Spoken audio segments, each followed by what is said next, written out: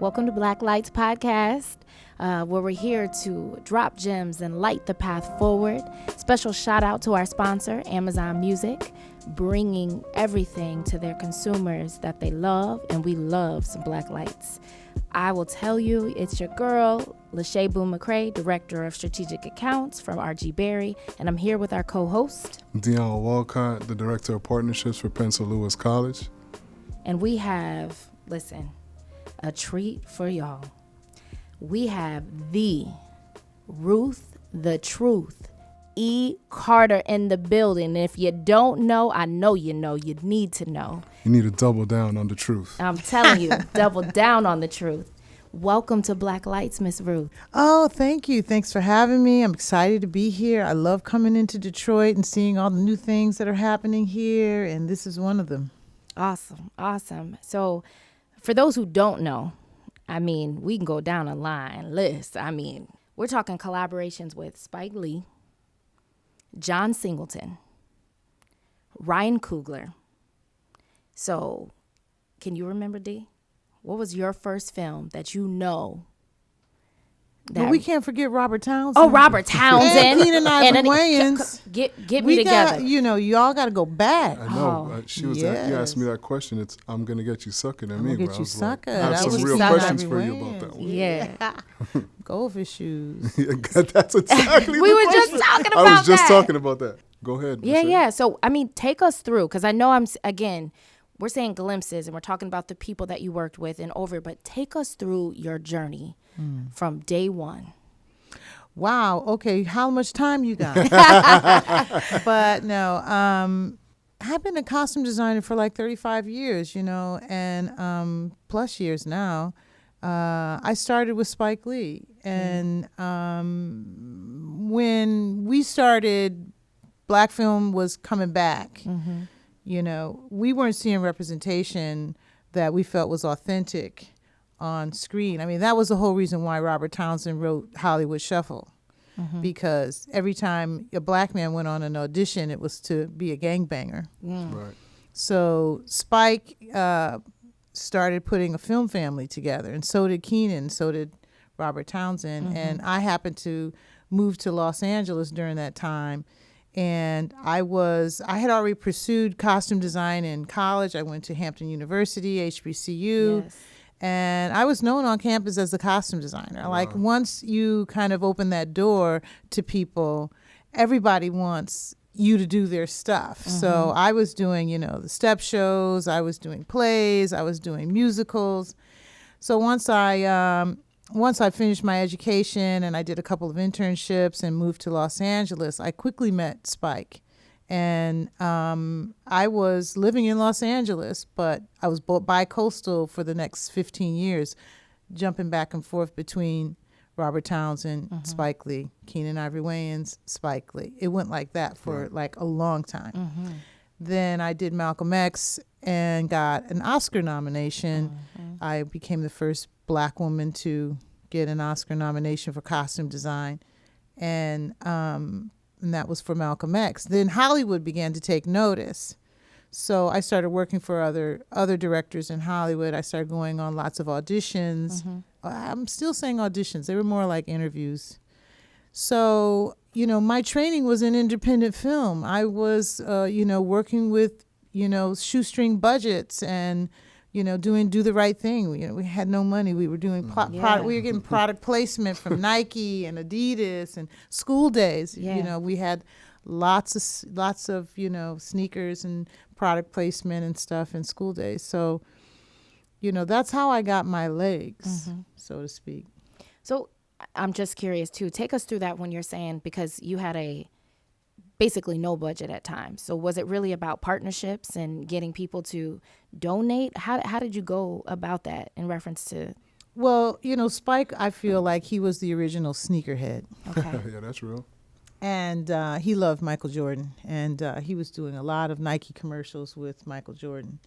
So when we came together for School Days and Do the Right Thing, he was giving me the numbers to like all of the sneaker companies to call, the PR departments. He had already made those alliances, especially with Nike. Okay. Right. And it was just, they were like, what do you need? Because, he's doing commercials with Michael Jordan. Yeah, yeah. They were like, what do you need? And, I had a whole laundry list, your arm long. But, and that was because we just didn't have the budgets to like dress everybody head to toe. And so, everybody wore tennis shoes. Everybody had some form of athletic apparel. And athleisure wasn't really a thing. But for example, for Do the Right Thing, it was the hottest day. It was the hottest day of the summer. The story took place in one day. Wow. And so we knew we were going to open up the fire hydrant and everybody was going to get all wet. So we gave people compression shorts and, midriff tops. We also made a lot because the athletic apparel was in team colors. So you had saturated reds and yellows and greens and blues. And, we were depicting a story that took place in Bed-Stuy, Brooklyn. So when you look past the block we were shooting on, it was a little more grayed over than all that bright color that I had been given for free. It is real life happening right there. Yeah, it was real life. So I got a lot of African fabrics. So I had to take the collaboration of being, on this little budget and receiving all this free merchandise and work it into the story because, it's about storytelling. It's really not about product placement. Product placement is second. Okay. Yeah. And, we did clockers, and then Nike came back to the table again, and they were asking us what we wanted, and we really wanted to present a lot of ideas for tennis shoes and things that hadn't been seen before. So, I was doing some computer designs, taking their Nike shoes and changing the colors. Now you can do it on computer. Then I was doing it on computer, but sending it to Nike, and they actually produced some original combinations of colors on their Air Force Ones and stuff like that. Yeah, back when we did clockers. So we were always kind of partnering and integrating things like that. Yeah. And I feel like I didn't even do you justice in my introduction because I will tell you, like, right there, you're an innovator. Like, that is innovation. We're like, sitting before, with history right beside us. Yeah. I didn't know that you had so much sneaker culture moments. That's a shout out to Nike to give her a deal at some point. Yeah.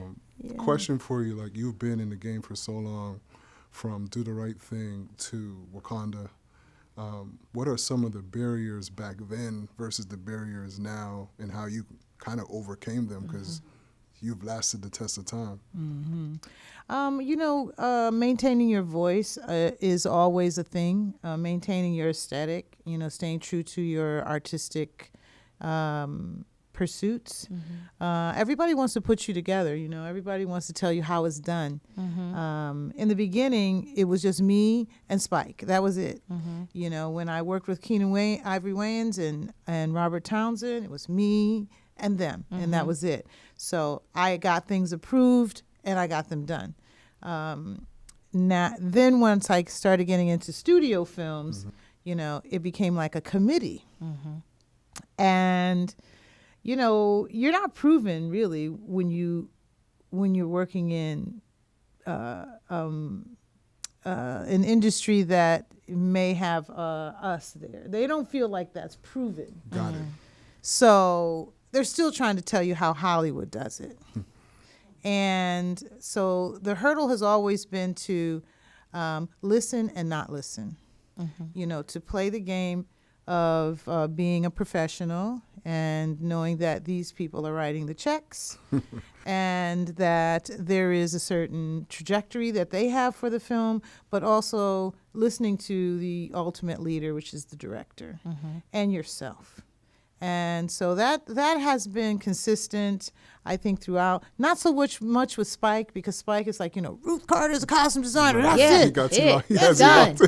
And Respect it. Yeah, and Ryan Coogler was that way too. Yeah. However, I had Marvel, and a lot of people had worked for Marvel. A lot of people had done Marvel films. So we were doing the Black Panther, if I'm talking about the first one, and it hadn't been proven. It hadn't made, $1 billion yet. We were just creating it. So there were naysayers. There were people who were coming in and was like, yes, I've done Thor. I've done all of the Marvel films. And usually when they give you a sketch, they want you to go down, buy the sketch, buy the, to the letter. And I was like, yeah, but that's 2D and I'm doing 3D. Right. So I had to stay true to like what I believed. And it wasn't until I saw, I listened, I saw what their version was, and I was like, no. We're not doing The Lion King. This is not Coming to America. Everybody wanted Coming to America. Yeah. And I was like, no, we're doing something, because we came up, Ryan was raised in Oakland.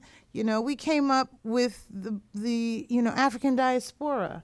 So I just feel like we knew that Africa was not one monolithic place. Yes. That we weren't going to do this generalized version of Wakanda. Right. Yes. And so it was the Dora Milaje that they were giving small examples of how the materials would play out if we did these beads. And I was picking things, but I was like, hey, these beads look a little big and they're wooden, but let me see what you're doing.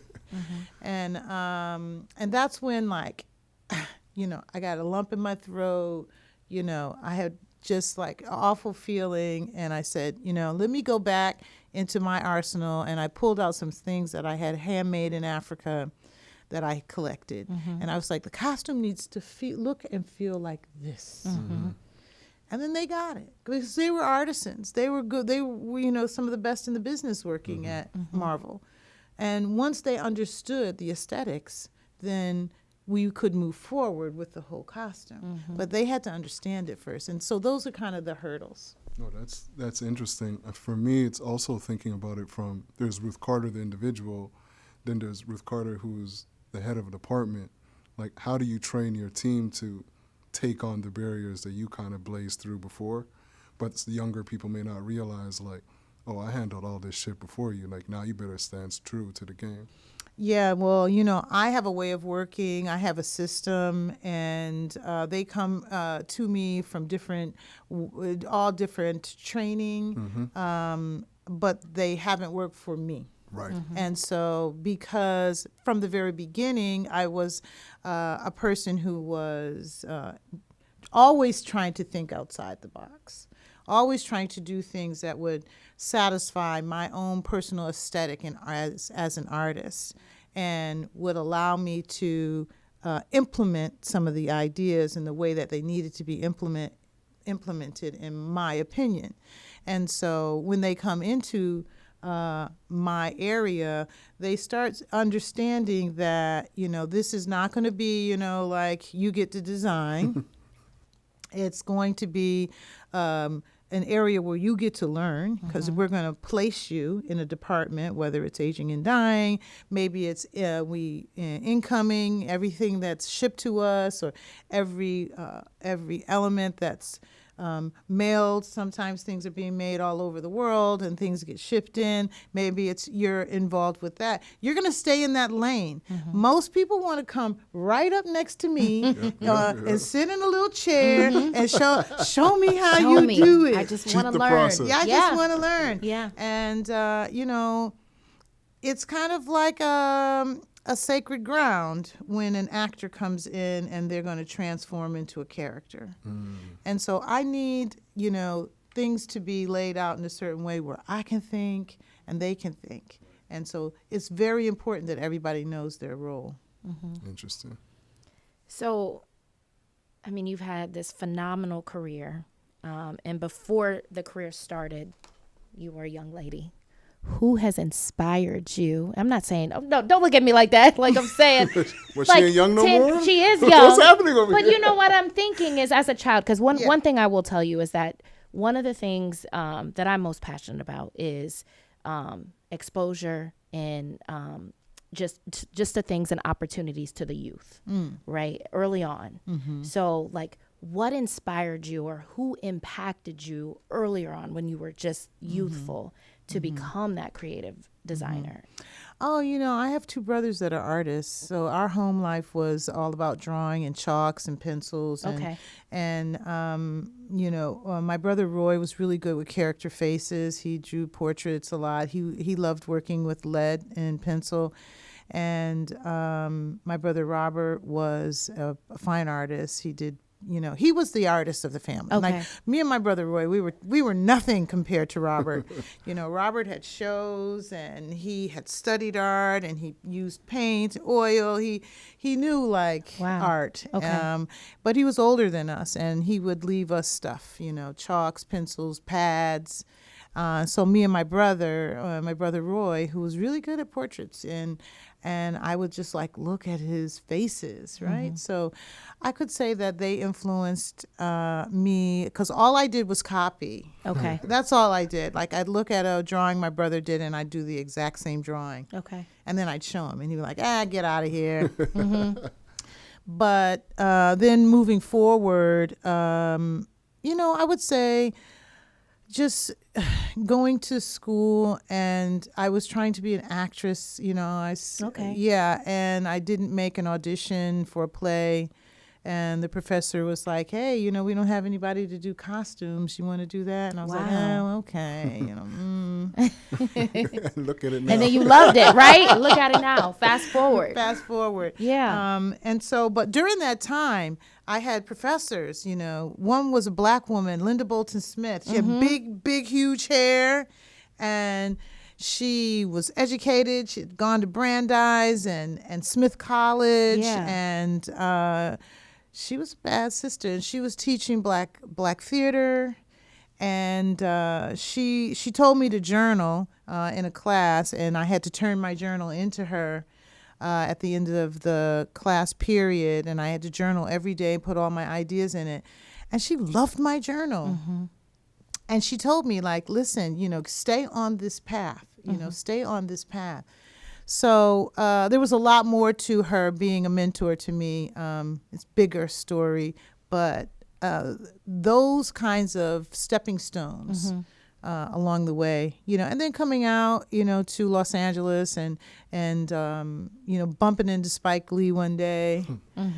She's Gotta Have It hadn't been out yet. He wasn't really known. He was known in New York as this independent filmmaker because he had done Joe's Bed-Stuy Barbershop, but he had just finished She's Gotta Have It. And he came to see a dance performance. I was designing for a dance company that was in South Central LA, in a little dance studio, cramped little studio. But they were killing it. They were doing a whole performance to Stevie Wonder's song To the Key of Life, and people from all over were coming to see this dance performance, and Spike came. And we went out, we hung out afterwards, a bunch of us. All of us were Spike's 3 years older than me, so we were all kind of in the same world. Yeah, and we went to a club, and Spike was dancing with me. And he was like, Ruth, go to USC, go to UCLA to the film department, volunteer in a student film. And I was like, oh, what is this guy? What is he talking about? What is he talking about? I'm a thespian. I'm in the theater. Yeah. But I did it. And that's awesome. I was, before I knew it, I was on a student film, a USC student film, and was hearing Quiet on the set for the first time. I mean, that's crazy. For me, there's this one question we always ask, and I'm always interested. There's Ruth E. Carter, who's, we got to hang out in LA, that's chilling. Then there's Ruth, who plugs into, all of these directors, big egos, actresses, actors. What is that transformation of Ruth that's chilling to Ruth that now has to handle all these crazy personalities? Oh, yeah, Dr. Jekyll, Mr. Hyde. Yeah, sure. Yes, please. Yeah, listen, my mom was a parapsychologist for the city. And I grew up with someone who knew everybody. Everybody in the city, especially those who had problems. Homeless. She knew everybody. And we'd be in the car with her, and she'd go, oh, there's just Mr. Johnson, And we go, oh, my God. My brother and I would, cringe. And she's like, no, he looks all right. He's got a clean shirt on, and, he's picking the trash. But I just think the empathy of that, my mother being in psychology, is having a lot of books around on psychology, and her analyzing us to the nth degree, sort of gave me a little empathy. It gave me a little bit of a people person personality. So I've had a lot of difficult actors and directors and producers, but I learned how that's their problem. And I can stay true to myself. I can stay true to my core just because, you're having this issue. I'm here to like guide you, help you, figure it out, tell me, figure out what you're saying, but not to take it personal. I learned very young not to take it in. So I know we spoke about those who influenced you in your life, but were there any designers specifically? Oh, designers? Like fashion designers? Fashion designers.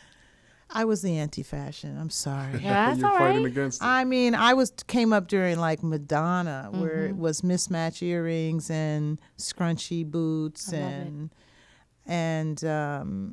creative expression with your clothes. I would say that I was influenced by trends, of course. But costume design is so much different than fashion design. When a costume designer is being trained, she's being trained on a script and a story and a journey. Yep, the storyline. Yes, sometimes it's period, sometimes it's contemporary, and even if it's contemporary, you have to find those things that tell the story in the contemporary world. I did Chirac, and I was on the streets of Chicago, in the hip hop section of Chicago. I don't want to call it the ghetto. Right. Buying, tons of stuff. And I think that's the kind of storytelling that I love. I'm not even focused on sometimes, what designer this is. And I do like, if it's Rockaware, if they're into Rockaware in Chicago, I want to buy it. Yeah. Right. So, but a lot of times, it's those times in those neighborhoods and that kind of shopping that you learn the most about the people. Because you see them coming in, you see them buying it. And so I've had some really amazing experiences, like shopping in the area where these characters would shop. And then as I do love fashion. I do go into the fashion pages and kind of look for inspiration on how things are made, how things are worn. So, I'll look at Rick Owens. I'll look at Hervé Leger. Okay. I'll look at things like Shuri wore Hervé Leger jumpsuit in Black Panther 1. But nobody knew that. But when I would go back to the website, I was like, I need another one. They were sold out. So somebody yeah. Somebody knew what it was. And we ended up having to actually like replicate it ourselves. Okay. But and then sometimes I go to them and ask them to do special stuff for us. But the fashion timeline is so different than ours. It's hard to get them to stop, on a season they're working on to plug us in. It's just very hard for those fashion houses to do that. Just one question. I'm sorry. Is there like a research aspect too, like as well? Like, so when they give you the storyline and let's say it's something that's unfamiliar to you, what does that research look like? Well, that was like the case with the underwater world of Wakanda Forever with the Mayans. Like, we started Black Panther and we weren't starting from scratch. We all kind of knew Africa. So we were just trying to sort it out by the different tribes. But with the Mayans, we were starting from scratch. It was like we had no idea, so we go to historians. The first thing to do is talk to a historian. Don't bring a historian a bunch of images and say, is this right? Because they're going to look at you and laugh. So you go to them and you ask them, where should we go first? And they give you websites. We went to the Dresden Kodaks. We looked at the figurines. We looked at the pottery. And then everything kind of blossoms from there. But, I always challenge myself when I have a project, like, who is the expert out there? Let me think of who the expert is. And you can call anybody. It doesn't matter how big or small. And if I'm near the universities, I'm like, call the African American Studies Department and see if they are teaching, the Great Migration, because I need to talk to somebody. And that kind of leads you out. Yeah. So one of the things that you said in the interview, and I love it because, I know we have video now, but you light up when you say it, as far as that was a Black woman who influenced me and told me to write in my journal. And now when I look at you, I will tell you I'm inspired because you are a Black woman and one of the first, and you got, your first two Oscars, right? Just recently. And so I will tell you that I am so grateful to be even in your presence. Thank you. But there are so many Black women that are looking up to you. So we have this segment, and as I shared earlier, is that we drop gems. And I know there's other people who can take, but what would you share for, someone even like myself and these Black women who are aspiring to do great things and to make an impact and walk through this journey and to make a name for themselves? It's hard work. That's number one. Don't worry about looking the part. I find that so often when people want to walk in and look the part. And then I go, okay, can you measure a suit? Show me. I've done interviews like that for assistants. And I say, okay, measure that suit. And they're like, So really, it's not about outward, it's about inward and what you have learned. Because you can't come into a professional environment without a skill set. And so my thing is, develop yourself and develop your skill set, have the mindset of working hard, of just coming in, whatever's clean in the dryer, put it on and come in. Because, our day starts at 4:30 in the morning, and we work 12 hours. So I like that you have like this whole trend happening, but will it survive 12 hours? Right. I wonder. Yeah. I wonder if you're going to take that cowboy hat off eventually. Having your own personal style is nice too, because it like gives me a window to who you are. But really what I need to see out of you is that you have a passion for this, that you know how to break down a script. You really want to make a character, the character in the story, not a duplicate of you. And that's the hardest thing for people, to think outside of themselves and what they like and what they buy for themselves and what they put on their own bodies to service a script and a character that is very much not them. It's okay. Your style is going to come in there. Any way you look at it, any way you cut the cake, your ideas about it will show through. But it doesn't have to be so rudimentary. So almost as a follow-up question to that, the industry is still very a white industry, in my opinion, right? So for young Black designers, period, that want to get into industry, what advice would you give them? Not only advice to get in, but like when you run up against corporate citizenship is what I call it. Like what are some of those tools and tricks that you would offer? There is this privilege that happens like in life with other people that don't look like us. We still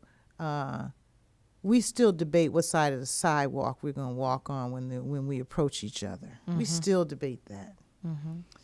And I was always that girl who would really listen to the question that was posed to me. And if your question didn't make any sense to me, I would tell you. And I say that because sometimes we do go into a world that doesn't look like us and we feel like imposters, that imposter syndrome like really gets us bad, and we want to prove, or we want to listen so much and think that everything that's said to us is the gospel. And you got to stay like in your you got to stay connected. Like I always, try to be reading something, read some Cornell West, keep yourself grounded. That's good. Because it's tough and it's tricky. You want to get ahead. You want to be not a yes man, but you want to be a team player. Yeah. And you do have to do things in a certain protocol, a certain way. But you wouldn't be there if they didn't want you.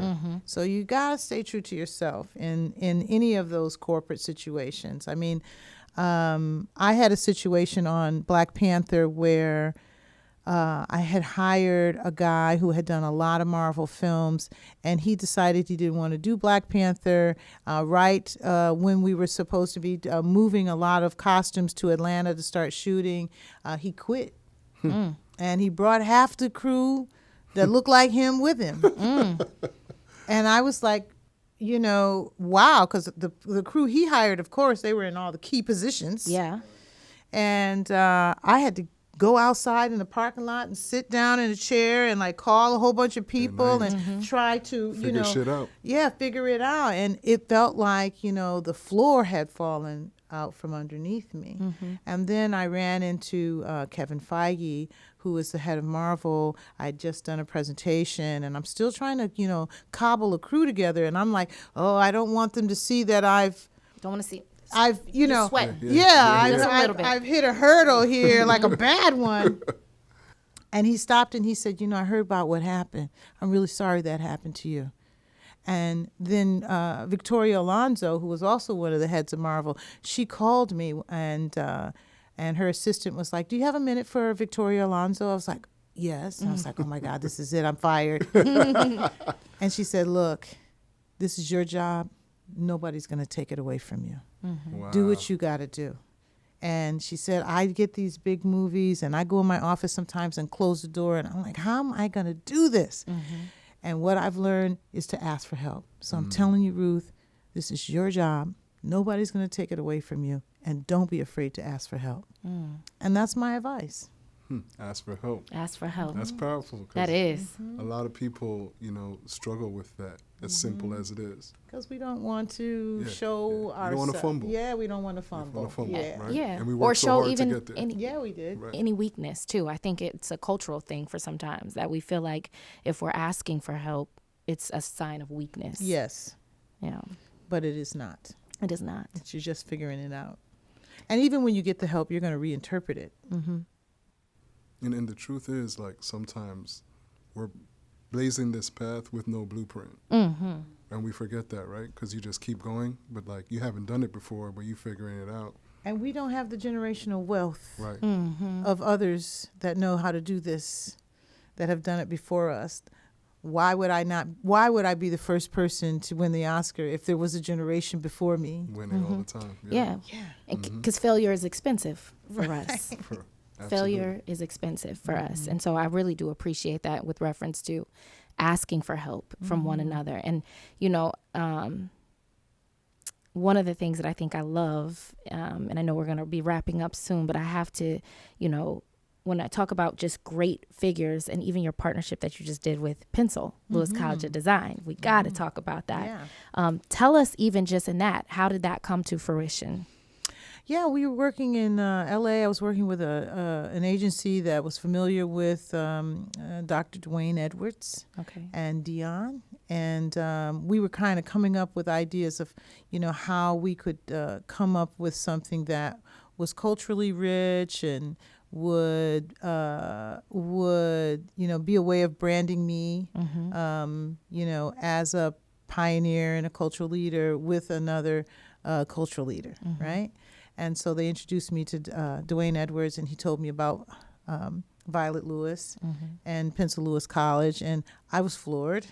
I was already studying like the 20s, and he told me about her starting this school in the 20s, and it's HBCU, and that was just so thrilling to me. And the introduction, it was an introduction, but I felt like I had known him for a long time because we were feeling the same thing, about giving back. and he had blazed a trail. He had, had his successes and awards, and I had mine. So it was like a no-brainer to try to do something together, and that would benefit the school, that would benefit students. So we came up with a dress challenge, and I was, on the Oscar race and getting a lot of awards from the NAACP, and I had to wear a lot of A clothes. lot of dresses. I was like, this is a good way to get some clothes. Let's have the students design it. Yeah. And they did, and I picked 4 or 5 of them, and I produced them with Dion and Dwayne Edwards. We produced the making of the costume, or the gowns rather, and it was rough because it was fast. Really fast. It was really fast. Really fast. And but it worked. And before I knew it, I was on the red carpet with each one of the designers and giving them their say. Absolutely. With the press. And it was a beautiful, I think it was just a beautiful way of highlighting, young fashion students. Oh, it's a beautiful. And they were showcased at the BFF National event, and they were phenomenal. Yeah. Yes. Yeah, it was nice. Yeah, I It was think, nice. I don't think I got an opportunity to say thank you. I know it was a real crunch Yeah, it because we was. did a lot of work in Yeah. a very short period of time. We did, but we had fun. We had fun. The students were seriously impacted in a real way. I got to spend a lot of time with them. I know we have some news, like we're naming a space here for you. Our sample room's going to be named after Ruth E, the Truth Carter. Yes. I love that. I mean, that just opened up like a whole world for me. It's like, at my HBCU, that same professor who asked me if I wanted to do the costumes gave me the key to a shop that was uninhabited. And, having the key to the sample room that's just starting is like the same, And so, I just hope to be impactful for some of those students that work in there. Absolutely. I mean, again, exposure is so big to Yeah. even know and to see you and to know that you've been here and been awarded and have a room named after you. I mean, just what Pencil Lewis College of Design is doing is phenomenal in itself. Phenomenal. Yeah. I mean, again, give you your flowers because you move with intention. It's not by mistake, like you're actually thoughtful on how you're setting up the next generation, making sure people get experiences that they probably would never have. Like Dion Edwards, for example, like she had an amazing run. Yeah. Yeah. I know you guys did BFF, so thank you. Oh yeah, Really it's, appreciate you. it gives me joy too. So it's a win-win. Absolutely. So speaking of joy, outside of the costume design, what brings you joy? Ooh, I'm always working. So the joy question is always like, yeah, what is that gives me joy? No, this kind of work gives me joy. But outside of that, I have learned to give joy back to myself. When I do something for me, because I spent, 30 years doing something for everybody else. And when I give joy to myself, when I do yoga class or I eat something that's super healthy for my body, and I, give myself some love and flowers, that brings me joy. That tells me that I have carved out a space that's not only fulfilling as an artist, but it's enriching and nourishing for me as a person. That's good. Yeah. No, I think that's the perfect way to wrap. Yeah. Self-care is super important. I know it's a topic more these days. Yeah, I learned that the hard way, Yeah, I mean, we all do. We come from a work culture Yeah. because we're trying to push the needle all the time. But again, thank you for spending, I think it's been 45 minutes Yeah. with us. And Yeah. Thank you both. absolutely. Thank you. It's been an honor. So we'll round it out. Thank you for joining the Blacklights podcast, where we're here to drop gems and light the path forward. Again, thank you, Miss Ruth, the Truth E. Look, Miss Ruth the Truth. can't I gotta mess make sure. that I up. can't And mess that's that. the truth, I gotta make Ruth. it. I gotta You say can't it 2 mess that up. times. That's what I was trying to do.